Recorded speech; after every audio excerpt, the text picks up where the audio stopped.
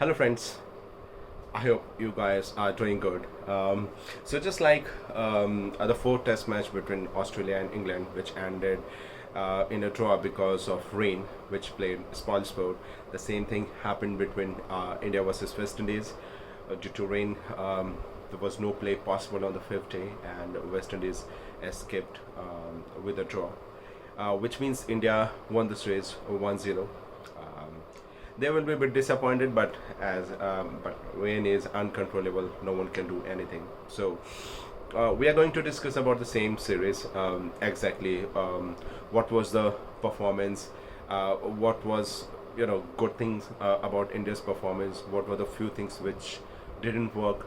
And what can be expected in the future? We will also look at the scorecard, or more kind of a report card for the players who performed good, whose performance were below average. All those things we are going to discuss. Um, but before I start this video, I have a humble request. Please subscribe to my channel, um, and like this video. You can give me your feedback, what you feel about my video, whether you agree with what I'm saying in this video, or you have a different point of view. Um, if you really like this video, so you can share it with your friends, not only on YouTube but on different social media as well. um, it's a new channel, and every new subscriber really motivates me. I'm really very thankful to all the people who are following me, and I try my level best to bring the best possible content. So please subscribe to my channel. Thank you. Great. So we saw that due to persistent rain, no play was possible between India versus West Indies yesterday. India won the series 1-0. Although they would have loved to win it 2-0. That draw just ensured that India was not able to get full points from this series for the World Test Championship. But again, like, there is no control on rain, and it was only the first series. There are a lot of matches which India is going to play, so I'm sure India will go ahead and they will make amends and try to qualify for third consecutive final. Talking about India's performance, so definitely the find of the series, the find of the tour is Yashaswi Jaiswal. The way he played in the first test match are not so easy track. Making runs were really very difficult, but he played a patient knock, and scored a wonderful 180 odd runs. So I'm sure that that inning would have given him a lot of confidence going forward. He played quite aggressive in the second test match, played entertaining 50 odd runs in the first inning, and in the second inning as well, he came on all gun blazing, and along with Rohit Sharma, he ensured that India got a flying start, which was really very important to set up a target for West Indies. India scored 100 runs in 12.2 overs, which is the fastest in the world cricket till now. So for me, he's the find of the tour. He looks compact. He looks, he can switch gears very easily. He's pretty comfortable against both seam attack and the spin attack. So definitely a player for the future. Yes, we cannot say that just on the basis of one tour that he's going to he does not have any issues. There are some very tough tour coming in next 6 months. In fact, the next series which India is going to play, it will be against South Africa in South Africa. So if he is a part of the team, if he is not injured, he will definitely be part of the team. So that will let us know whether he has that game to survive even in the tough and the unplayable condition against world class bowler. But having said that, he has given enough hints, enough glimpse in this tour. He looks comfortable, both against pace and spin, and definitely from a while long time, India was looking for a left and right combination, which is now India have found. So it will be interesting how we perform in future series, but for the time being, definitely he is the player of series for me. Talking about Rohit Sharma, definitely he also played amazingly well. Got a century in first Test match, got 80 odd runs in both the innings of second Test match. Performed well. Has Was good with his captaincy, with his bowling changes. So he also checked most of the points in this series. Yes, he would have loved to win the second Test match, and just like previous captains would have loved to have a whitewash against West Indies, but somehow due to weather it was not possible. So. So definitely, we all know that since Rohit Sharma started opening in Test match as well, he is performing amazingly well. Irrespective of what people say, irrespective of how people make fun of him, and maybe because of his he's not that fit, his body is not that athletic, but he is a very vital cog in India's testing. He's captain and he's performing very well. When we talk about opening, it is really very important to have a very you know you need to have a solid opening combination, especially in overseas tours, because if your openers are able to give a good start, so your middle order players, who are mostly stroke makers, when they come for batting, usually ball is old and they can play their shots. But if the opening is not, if openers have not done their job, then definitely stroke makers, they have to come quite early, and then they may or may not cope up with the scenario. So full marks to Rohit Sharma as well. Then we can talk about Virat Kohli. He was very close to get another Test century in the first Test match, but got a beauty of ball from Rahane and got out. But he made amends in the second Test match. Played very slow when he came to bat. In fact, I believe he took 22 balls to just open his account. But once he was able to gauge the bounce and the pace of the pitch, he opened up and he played very beautifully. He scored a magnificent century, and if not for that run out, he could have, you never know, he could have got another double century in the West Indies.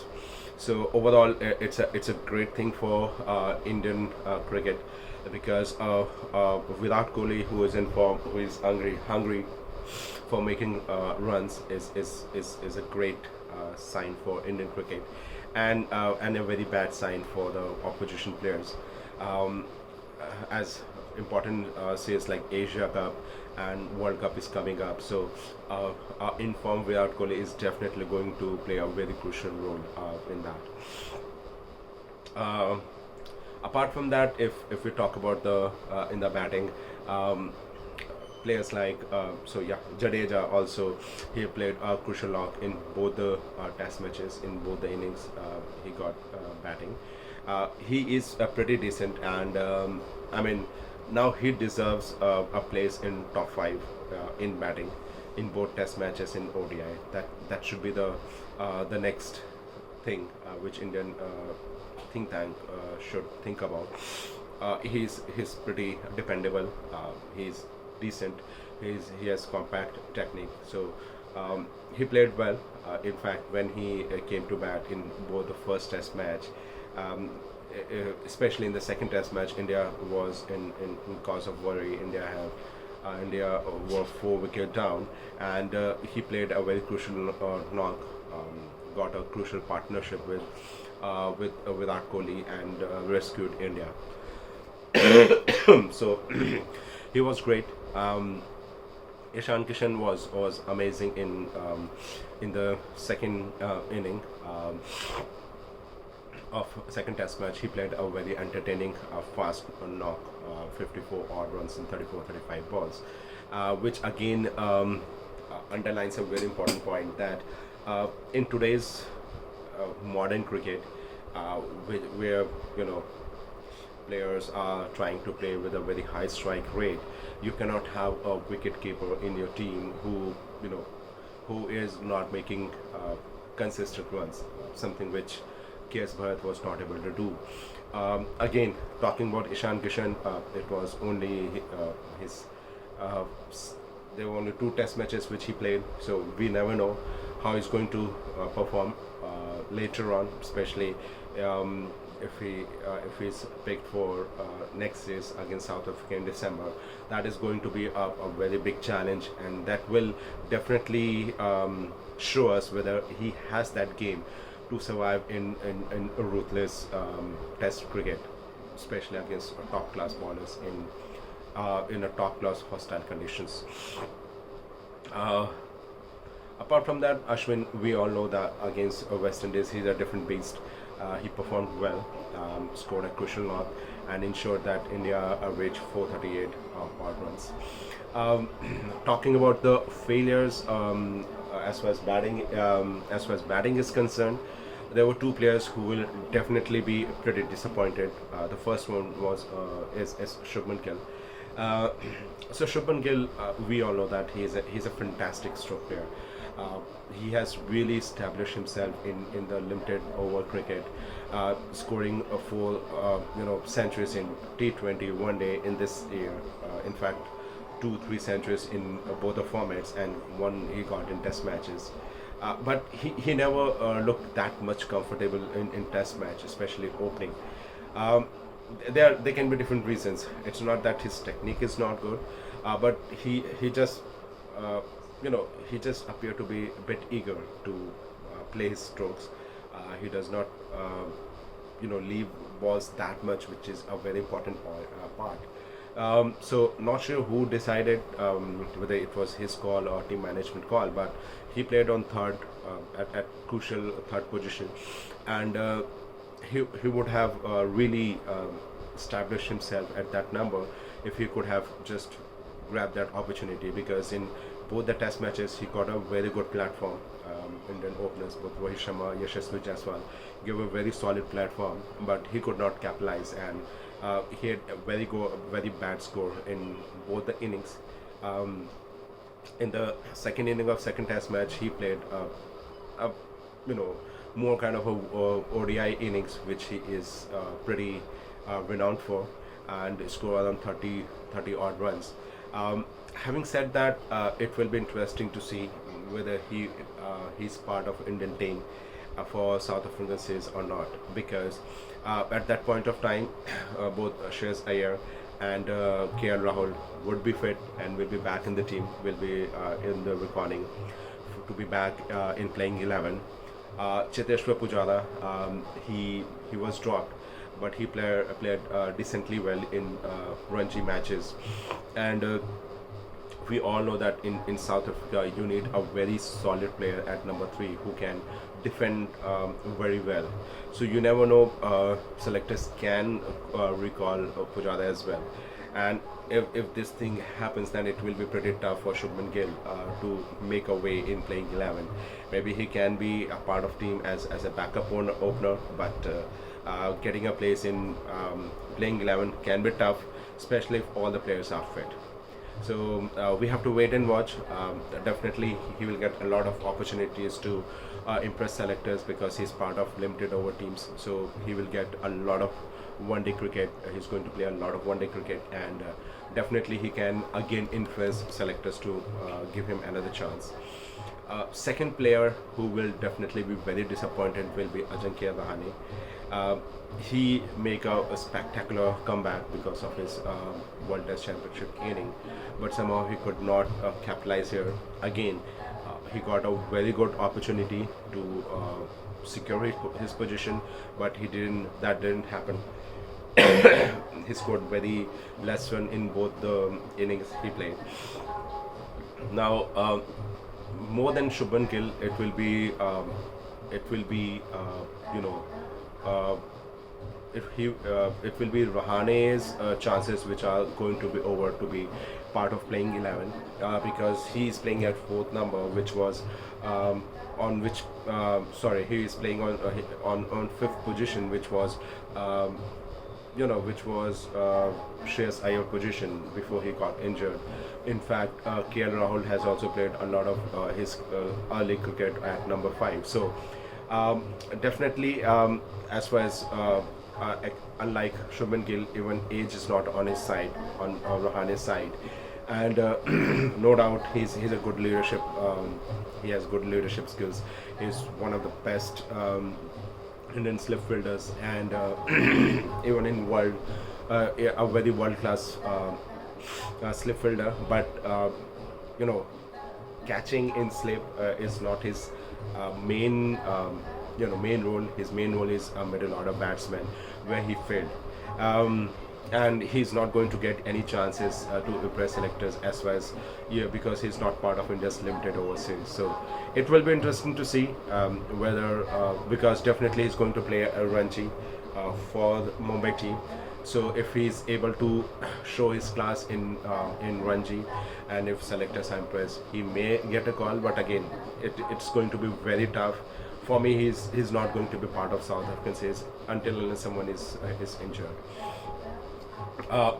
Talking about bowling, definitely Ravichandran, Ashwin, Jadeja, they were the top class bowlers. Ashwin was really very impactful in the first test match, grabbed a 10 wicket haul and a 5 wicket haul in both the innings.